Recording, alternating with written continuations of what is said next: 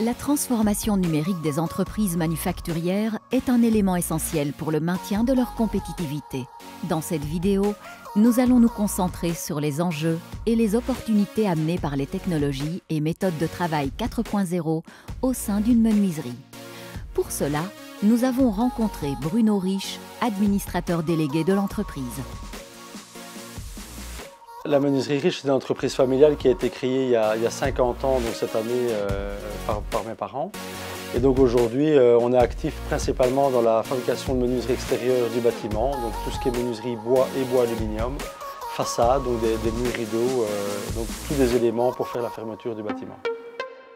Analyser les données vous a-t-il permis de mettre le doigt sur certaines choses à améliorer? Grâce à l'ERP, au CRM et à des outils de quantification et d'analyse, on peut prendre des décisions qui ne sont plus uniquement du feeling, mais qui sont... Le feeling est toujours important, mais en corrélation avec tout ce qui est données et informations.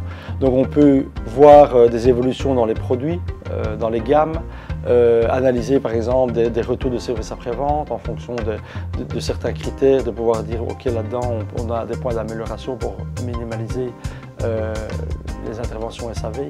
Donc voilà, ce sont tous des points qui sont extrêmement importants et intéressants pour améliorer le produit, le process et avoir une meilleure rentabilité dans l'ensemble de la société. Vous avez un bureau de dessin interne.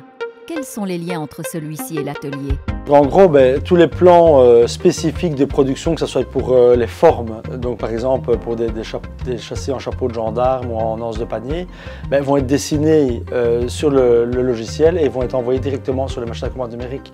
Mais la même chose pour des pièces spécifiques comme des moulures, des mots clairs spécifiques, des planchers, tout ça va être envoyé du dessin directement sur les machines à commande numérique. Quel est votre processus pour la reproduction de pièces lors de rénovation? Aujourd'hui, pour des éléments complexes, on peut aller avec une lunette de géomètre mesurer des points, donc la forme géométrique d'une menuiserie, donc c'est un trait, une anse de panier, un chapeau de gendarme, donc des éléments assez complexes.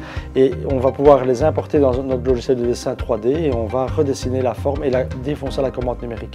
Donc même si on a des petites différences dans le cintrage par une bâtie de maçonnerie, un bâtiment qui aurait bougé un petit peu, eh bien on va pouvoir refaire ça à l'identique en minimisant tous les risques d'erreur.